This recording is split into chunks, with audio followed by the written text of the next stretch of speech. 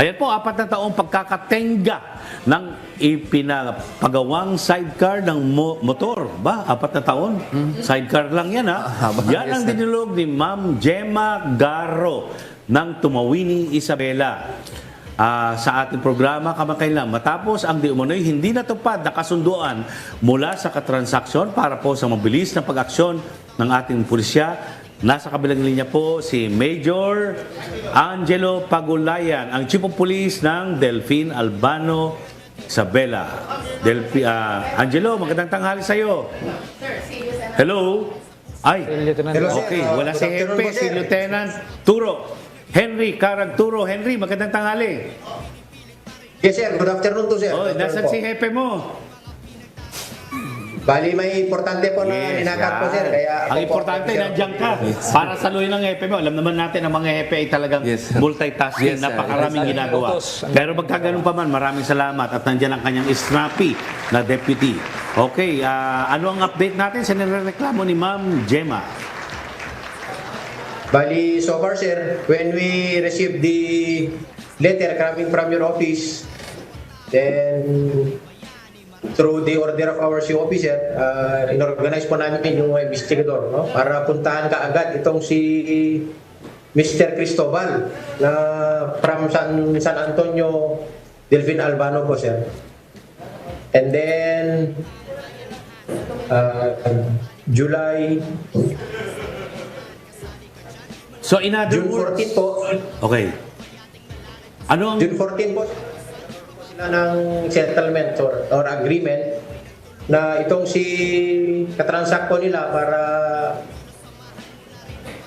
on July 30 ay po-provide po yung sidecar po sa July 30 po. Okay, so ano nang nangyari? Kuyang, sa July 30 pa. Bali, so, Tama? Yes, sir. Opo. Ano, June? Kaunay nga po niya, nasa kabilang linya rin po ang nagreklamo para magpaabot ng kanyang pasalamat. Nandyan po si Ma'am Gemma Garro ng Tumawini, Isabela. Nagpapasalamat na siya. Madam, Hello po, thank you. Hello po, sir. Good afternoon po. Sige. Madam Gemma Garro, ano pong masasabi mo sa ginawang aksyon ng ating pulisya sa mga sinumugbong sa kanila dito sa aming programa?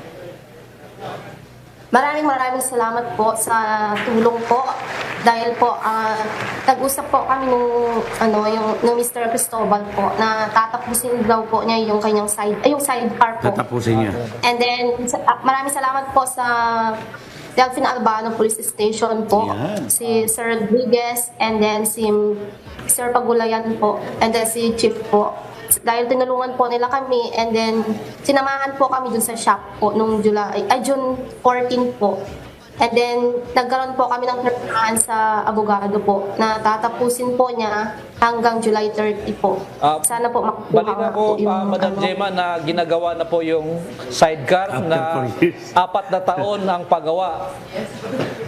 So ngayon ay ginagawa ginagawa na.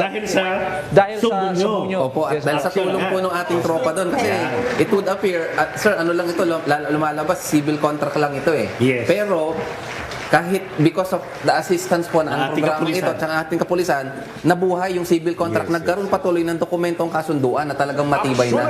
Opo. Pero ganun pa man, dapat tutukan din natin to. Baka hindi tapusin. May ginagawa na. July matatapos. Anyway, maraming salamat po, Ma'am Gemma Garro, sa tiwala niyo po sa sumbong niyo aksyon agad and of course sa Philippine National Police.